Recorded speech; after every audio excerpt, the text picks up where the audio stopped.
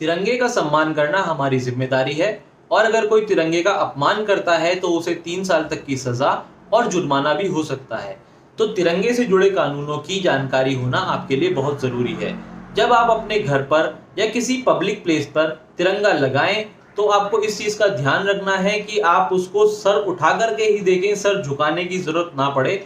यानी कि तिरंगे को इतनी ऊंचाइयों पर लगाना है कि जब कोई देखे तो उसको अपना सर उठाना पड़े। जब आप नेशनल फ्लैग लगाते हैं कहीं पर तो आपको इस चीज का भी ध्यान रखना बहुत जरूरी है कि अगर उसके बराबर में कोई और फ्लैग लगा हुआ है या आप कोई और फ्लैग उसके बराबर में लगा रहे हैं तो उससे ऊपर तिरंगा होना चाहिए, क्योंकि झंडा ऊंचा रहे हमारा। साथ ही आपको नेशनल फ्लैग लगाते समय इस चीज का पूरी तरीके से ध्यान देना है कि नेशनल फ्लैग कहीं से भी डैमेज या फिर फटा हुआ नहीं होना चाहिए। तो इस इंडिपेंडेंस डे हम अपने अपने घरों पर नेशनल फ्लैग लगाएंगे और हर घर तिरंगा कैंपेन को सक्सेसफुल बनाएंगे।